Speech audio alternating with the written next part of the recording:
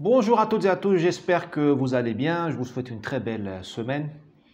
Récemment, M. Macron a rendu hommage aux supposés manifestants FLN tués à Paris en 61, métro Charonne. Je dis supposé parce que Bernard Lugan d'ailleurs le démontre amplement. Il y a eu beaucoup moins de morts que ce que nous annonce aujourd'hui M. Macron et les ONG. Mais bon, peu importe. Mon sujet aujourd'hui, c'est la repentance.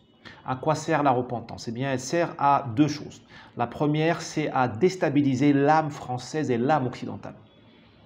Parce que le type qui se repent, il a besoin de se recueillir. Tu ne te repens pas avec le sourire.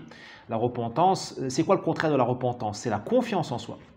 Quand tu acceptes tes péchés, tu les portes sur ton dos, eh bien, tu n'as plus confiance en toi.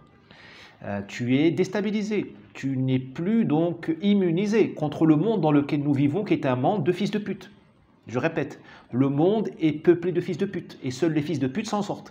Donc, à force de faire des Français, des Occidentaux, des anges et des enfants de cœur, ben, c'est une manière de les massacrer à terme. Parce que dans le darwinisme qui caractérise notre monde, ils se feront tous bouffer tout cru. C'est ce qui nous arrive d'ailleurs. Le deuxième avantage, ou plutôt la deuxième qualité ou la fonction de la repentance, eh bien, c'est d'enlever aux Français la capacité, et aux Occidentaux, si vous voulez, le droit à la légitime défense. Parce qu'aujourd'hui, ils sont attaqués. Aujourd'hui, les Français se font violer. Aujourd'hui, les jeunes couples ont du mal à sortir le soir parce qu'ils ont peur de croiser la racaille. Qu'est-ce qu'il faudrait qu'ils fassent? Les jeunes Français mâles, c'est castagner la racaille. C'est s'organiser en bande et pratiquer la violence pour défendre leurs femmes, eux-mêmes, leurs enfants, leurs familles, parce que l'État français les a abandonnés. Honte à la police française, honte à la justice française. Or, avec la repentance, qu'est-ce qu'on fait croire aux enfants, aux jeunes mâles français? Quand vous étiez forts dans les années 40, 50, quand la France était un pays fort, vous avez abusé de votre force.